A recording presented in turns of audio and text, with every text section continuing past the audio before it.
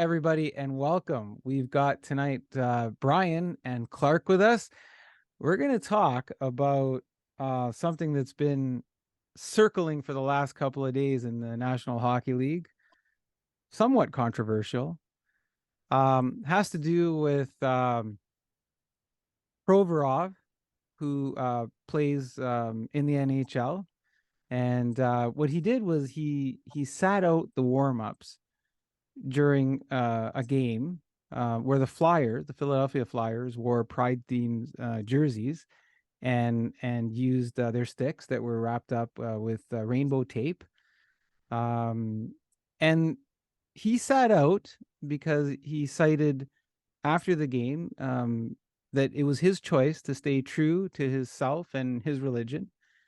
And, he respected everybody's choices. And so since that, there's been fan uproar on social media. There's been media uproar in different pockets and for different reasons. And, as we were texting back and forth and had a whole bunch of things to say about that. But controversial. Where do we start? I'll take a stab at it, Quaid.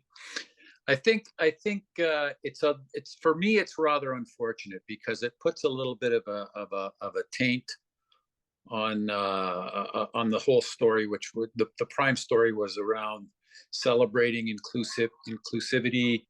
That was the intent of the Flyers initiative, and many other teams that have had similar initiatives and similar type pride nights where it's to try and show the LGBTQ community that there's a place for them in the sport of hockey, whether it's as a fan, as a player, in any other role. So the fact that the story's kind of gotten off the rails and focused more on the Provorov decision to sit out the skate is a little disappointing, and I think the real story is the fact that they are having this type of night and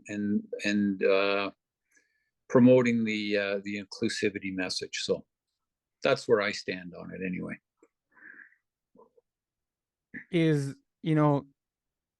And those are all great points, Brian. Well said. Can't disagree. The things that are going on though right now, the questions that are being asked are was Provorov right or wrong, or was the NHL right or wrong? Because they've come out and said, look, it's his choice, and we're going to respect that it's his choice. And the Flyers organization kind of said, hey, it's his choice. John Tortorella said, Provi did nothing wrong. Just because you don't agree with his decision, it doesn't mean that he did something wrong. Yeah, I guess.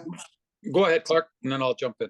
Oh no, finish your thought. You were going on. Yeah, I was just going to say, I think Provorov hasn't done anything where he has excluded anyone or come out and said that he's anti. He just said, look, I can't participate in this and he quoted religious beliefs. He's Russian Orthodox, and I don't know that religion at all and what its issues are or what it says you can or can't believe. But he hasn't come out and negatively said anything. I think people will say, oh, by his actions of not participating, he's doing that. But I'm a supporter of the LGBTQ community. I have family members that are part of that, and from my perspective, the Flyers, I think, handled it the right way. They proceeded with the night. He didn't participate, and he stated his reasons why, and they pretty much shut it down. They didn't promote much more discussion around it. It seems to be the media that's really picked up and been pushing the issue here. So I'd add on to that, or actually, I would counter some of that because he's not the first Russian Orthodox player to say things like this. Pavel Datsyuk did several years ago, and at that time especially was very clear that what Datsuk was saying and what I hear Provorov saying is that his faith is incompatible with supporting LGBTQ individuals. And if he can't support them, then to me, that means he is anti them. And so I think that's not a hair that you can particularly split. To Clark, say, look, can I ask you a question? sure. If the LGBTQ community doesn't support the Russian Orthodox Church, are they being not inclusive? You touched on something that I was thinking about earlier during that chat that you mentioned. And I'm just asking the question. That's all. I think part of it is that there are so many ways to go with that, and part of it is that this is sports talk, not theology talk. So I don't want to go too much into that. We have in recent times attempted to, as a society, there has been an attempt to make marginalized groups or historically marginalized groups feel more welcome. Brian touched on that that's what Pride Night is about. I think it is difficult to say that any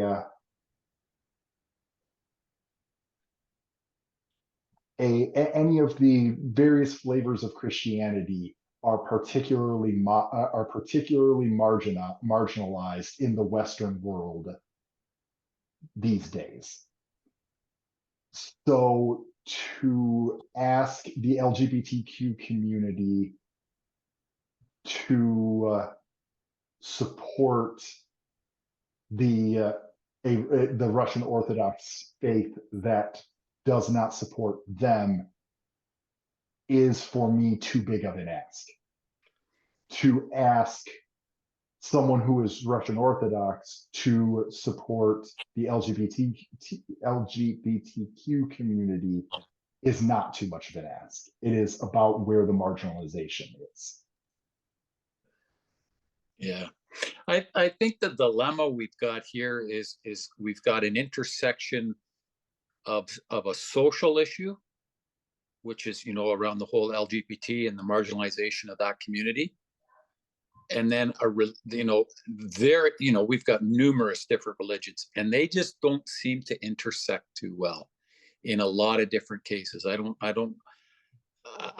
would hazard to guess that it's not just Russian Orthodox, that there might be some other religions that although not stated, might have similar type views or similar issues. And individuals like us may not agree with them, but people are set in their beliefs and set in their religions. And this is just one where that intersection for me, I guess it looks like 98 or 99% of the Philadelphia Flyer organization were comfortable with it. That's great. This one wasn't. And I think that I think the media has made more out of this and focused on pushing the issue more so than the player, who said, look, I got nothing against, I just can't, for my beliefs, support it and put on the sweater. There is another element to this. I don't know enough about the Russian Orthodox religion that Provorov is part of, but is it possible that I'm going to pull something else into this? You got Alex Ovechkin, who won't speak out against a government. Is there something else that would that Provorov goes, I just can't do this, and maybe we just don't know about that part. I'm not justifying any of the decisions. I'm just saying there's certainly history behind the Russian government and the Russian Orthodox Church and their relationship that warrants making making that point. Now, the other element to this that's circling around, and the NHL's got a massive platform where they can tackle some of these, social injustices and social issues, and it's great that they could leverage that platform to do that. I think the other question people are asking is, why aren't they just sticking to hockey? Why are they using this platform to get involved in these areas? Not just LGBTQ. We've seen it with police forces. We've seen it with armed forces. They do a whole theme on cancer, right? Should the NHL stick to sports, or by doing this, by using their platform, are they imposing something on the individual players with this brand? I have cynical thoughts on that, shocking probably no one. That the NHL the NHL will always do what is best for it. They want to make money. They make more money if they don't purposely exclude LGBTQ fans. What we have seen is that their efforts at inclusion are easy to see as performative. That it's rainbow capitalism. That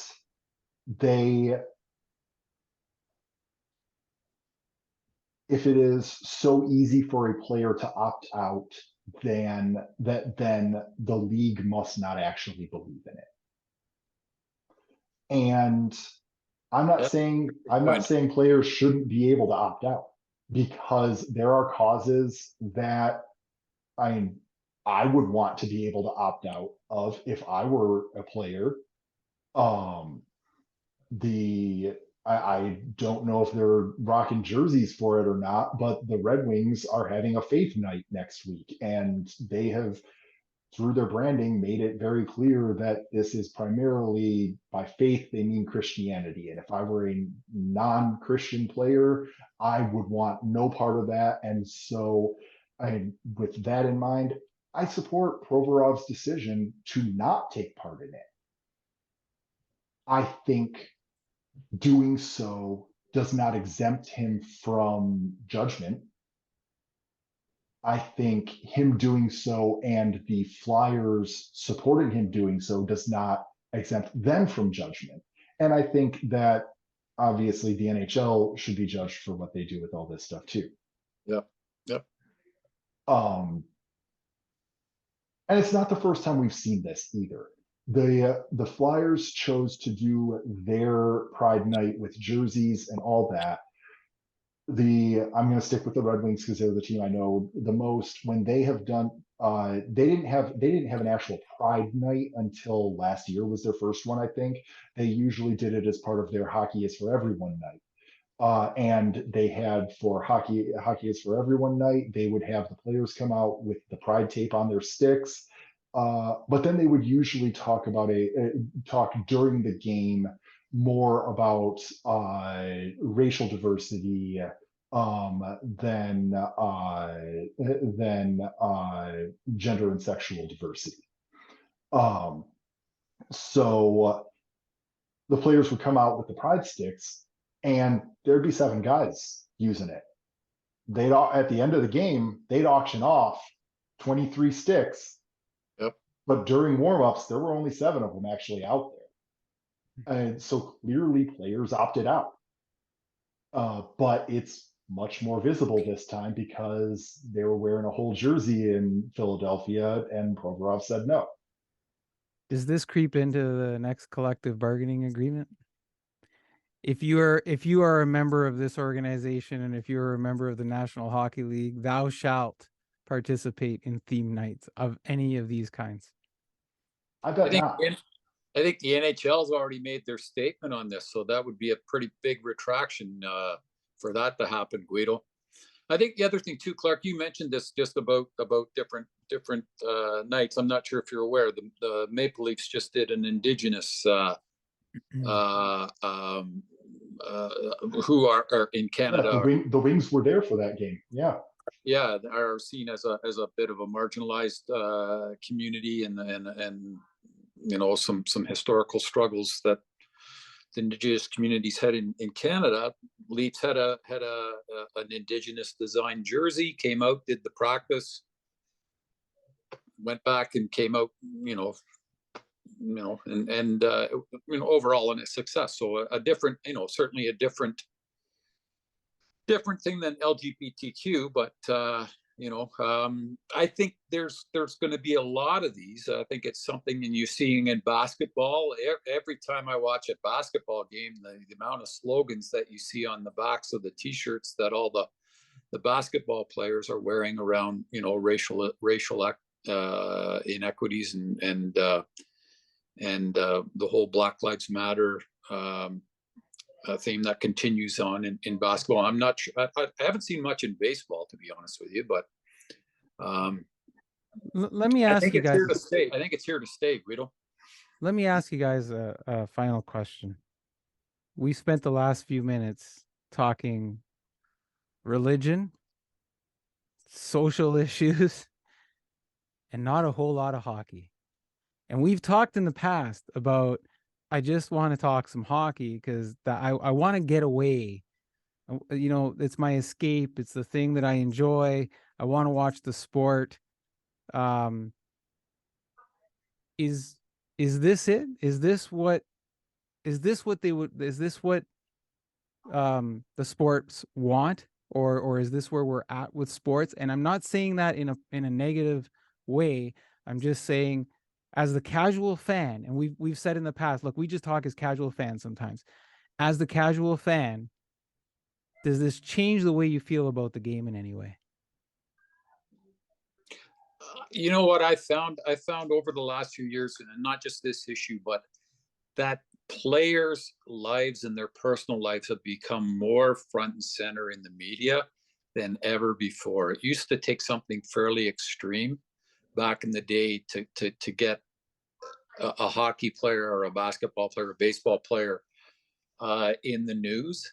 And now it seems it's almost commonplace, whether it's an addiction issue, whether it's a domestic issue, whether it's in this case, with the decision in the sport, whether it's all of their personal matters seem to be making the headlines. So I think it's just a sign of the times with media and the way it gets promoted.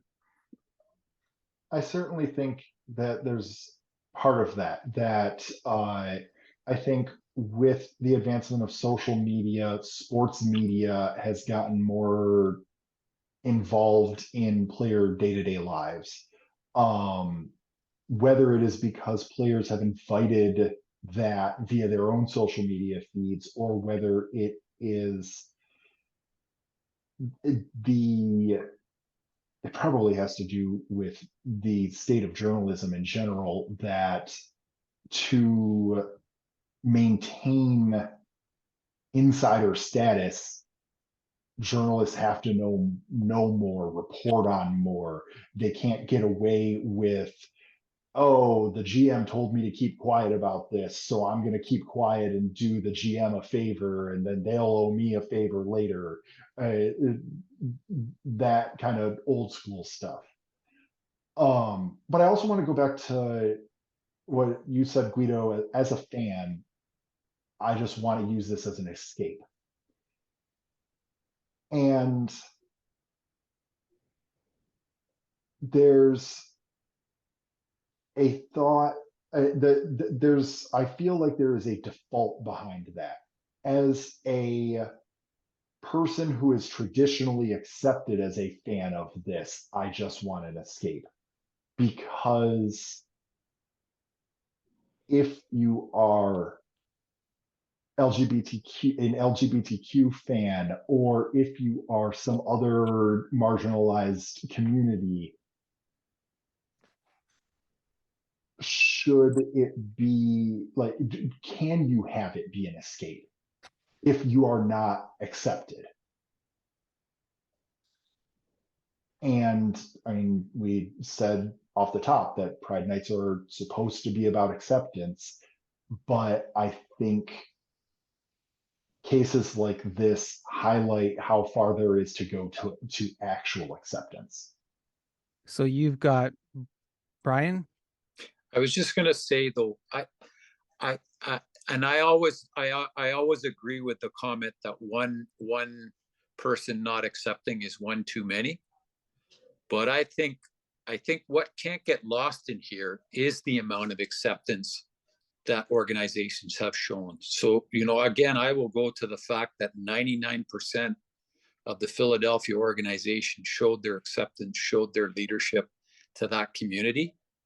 And to have the focus taken off that, to say they're not accepted because one Russian individual, because of his stated religious beliefs, shows that community isn't accepted.